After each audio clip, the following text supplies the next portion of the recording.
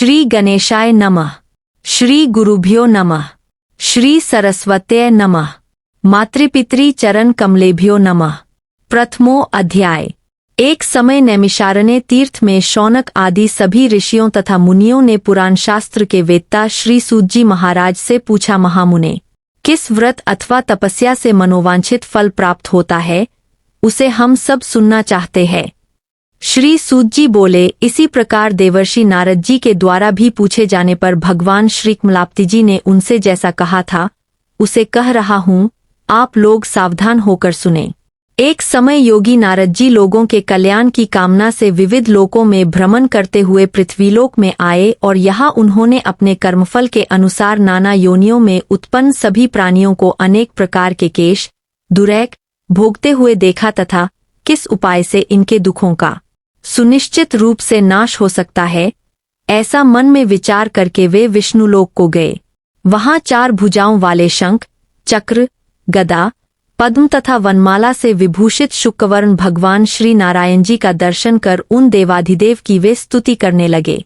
नारद जी बोले, हे वाणी और मन से परे स्वरूप वाले, अनंत शक्ति संपन्न, आदि मध्य और अंत से रहित, निर्गुण और सकल कल्याणमय गुणों से संपन्न, भक्तों की पीड़ा नष्ट करने वाले परमात्मन, आपको नमस्कार है।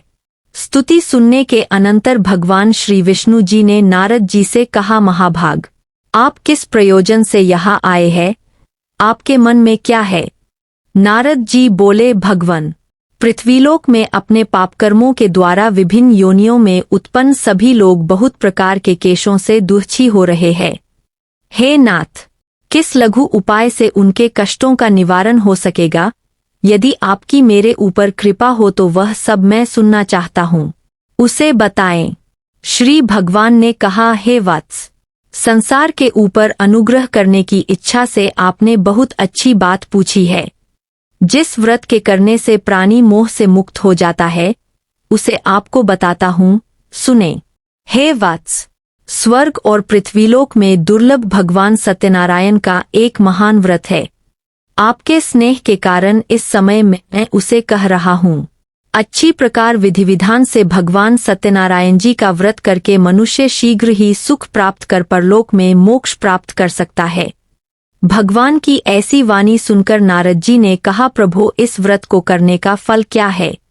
इसका विधान क्या है? इस व्रत को किसने किया और इसे कब करना चाहिए? यह सब विस्तार पूर्वक बतलाइए। भगवान ने कहा, यह श्री सत्यनारायण जी व्रत दुःख आदि का शमन करने वाला, धनधान्य की वृद्धि करने वाला, सौभाग्य और संतान देने वाला तथा सर्वत्र विजय प्रदान करने वाला है। जिस किसी भी दिन भक्ति और श्रद्धा से समन्वित होकर मनुष्य ब्राह्मणों और बंधुबांधवों के साथ धर्म में तत्पर होकर सायंकाल में भगवान श्री सत्यनारायण जी की पूजा करे, नैवेद्य के रूप में उत्तम कोटि के भोजनीय पदार्थ को सवाया मात्रा में भक्तिपूर्वक अर्पित करना चाहिए। केले के फल, घी, दूध, गेहूं का चूर्ण अथवा गेहूं के चूर्ण के अभाव में साठी का चूर्ण, शक्कर या गुड़, यह सब योग्य सामग्री सवाया मात्रा में एकत्र कर निवेदित करनी चाहिए। बंधु बांधवों के साथ श्री सत्यनारायण भगवान जी की कथा सुनकर ब्राह्मणों को भोजन कराना चाहिए। भक्तिपूर्वक प्रसाद ग्रहण करके नृत्य गीत आदि का आयोजन करें। तदंतर भगवान सत्यनारायण का स्मरण करते हुए अपने घर को जाएं। ऐसा करने से मनुष्यों की अभिलाषा अवश्य पूर्ण होती है। विशेष रूप से कलयुग में पृथ्वीलोक में यह सबसे छोटा एवं सरल उपाय है।